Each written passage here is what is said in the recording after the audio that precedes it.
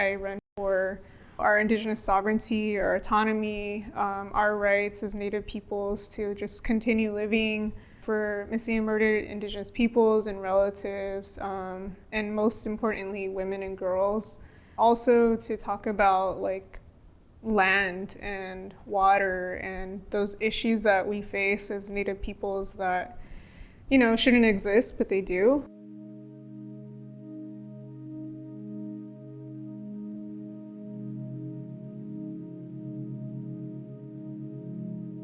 First and foremost, I would identify with my two tribal nations, and I would say it in the language. So that's Dene, and then on my father's side, I'm Numu, Northern Paiute. So translating that is, you know, Paiute, and Dene is Navajo, but in the language. And I live in LA County area, which is original name by the Tongva and Gabrielino peoples. It's called Tovangar. I was raised in Tovangar, so like I'm also from these lands. And then when I introduce myself in my language, my mom and my grandmas taught me that in Dene we say "Heshi." So "Heshi" means where the salt water meets the land. Growing up in today's society as a Native person, as a Navajo and Northern Paiute person, a lot of things have happened throughout the past couple of decades, even the past 50 years to 100 years. So the U.S. government has designed programs and policies and different laws that have affected us. It kind of just started with the Indian relocation program in the 50s. And that's how my mom came out here, my grandparents came out here to the LA area and to this big metropolis city. So I think that's where the term urban native really started. We're guests here, so the term urban native is just to identify yourself as oh, you're living in a city, you're living in an urban area, but you're still connected to, and you identify as a Native person or Indigenous person from a tribe. So I'm from here, from these lands that were originally, belonged to Native folks, Native peoples, before America was here, before this was called America. Indigenous peoples lived on these lands since the beginning of time. Being Native and identifying with both of my tribal nations is something that it's all I have.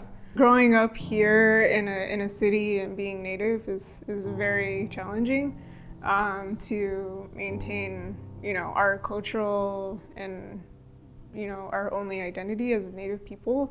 Some of the challenges that I personally went through was one, being raised and having the struggle of being raised by a single parent, a single mother, and then just sometimes having struggles in school.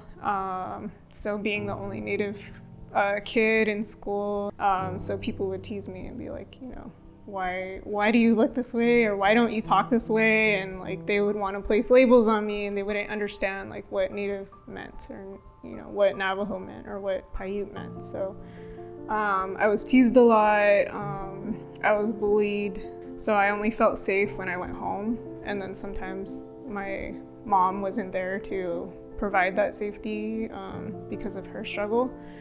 I was raised with all this strong cultural identity stuff, and even when my dad would visit me, he would always remind me, always remember who you are as a Native person or as a young Indian kid. We use the term Indian, INDIAN, just because the older generations, they would use that term a lot. And it's very much connected to political identity and American Indian movement time. So my dad was very connected to that. So he would remind me always remember who you are. And my mom would always remind me to always be a leader and to never be a follower. I always seeked spaces and people and reached out to folks in the community for role models and look to them as for leadership, and look at all the good and the bad, and like assess and think about like what it is that I want to be when I become an adult, or when I carry on the rest of my life, and how I want to be, and how I want to show up for not only myself but also my family and my community. So that's something that we have as a value as Native people, is like reciprocity and giving back to others what they give to you, and then also like humility, like showing up in a humble way, but also being the leader that you need to be, and standing up for what you need to stand up for. One of the ways that I did that was with my running.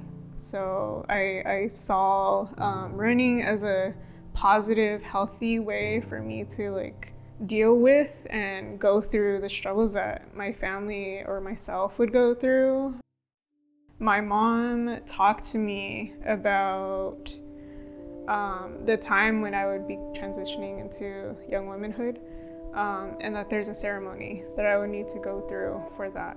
This ceremony is called a kinabda, and it's pretty much just a coming of age ceremony for young women. It's a whole lifelong thing that you continuously like keep with you and you practice throughout your life. It's all about like how you want to continue your life as a Dene woman and as a Dene person. And part of this ceremony is a really important part is running. You wake up before the sun. The sun means life. It brings life to the people here on the earth. And the ancestors come when the sun is rising. And just before the sun rises, we believe that the ancestors are all out and getting us ready for the day, and therefore we need to be awake before that happens in order to greet our ancestors and to greet the sun. And we believe strongly in these ways because that's what gave us life, and that's how we carried on our lives.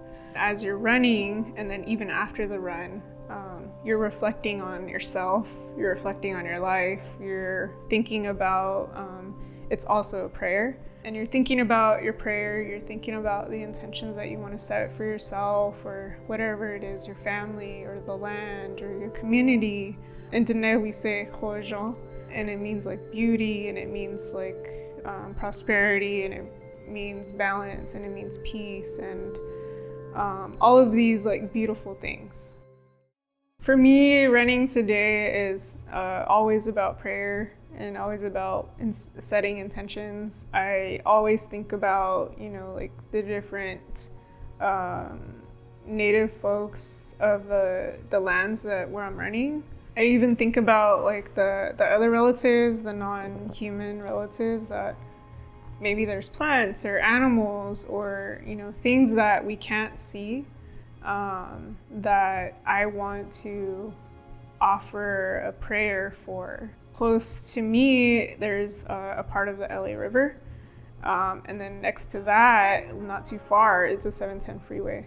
So sometimes I'll run there or I'll run near there, and I'll think about how, before colonization or maybe into the future, how the land there would look or can look, being in its most natural form.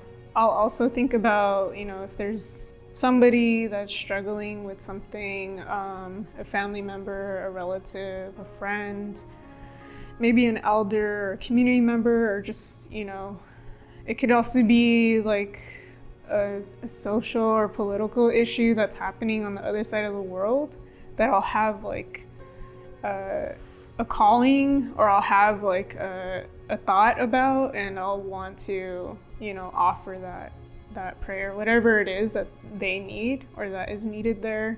Or maybe it's the land.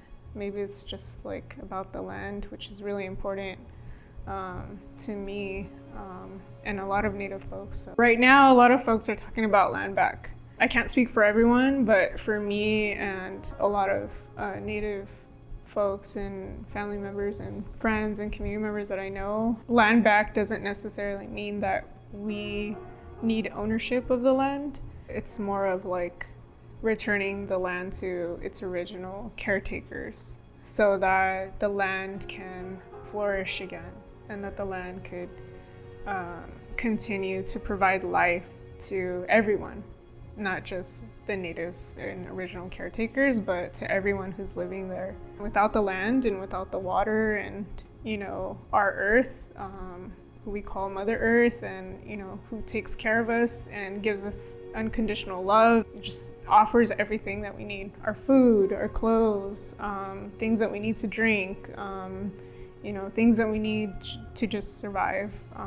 And she asked nothing back from us, but we already knew in our original ways and teachings that we always need to care for the land. We've been separated from the land for the last 500 plus years. And then for those Native folks that still have their homeland, it's a very precious, beautiful life to live. So those that are fighting for land back are also fighting for their culture and their language and their original ways of being and living.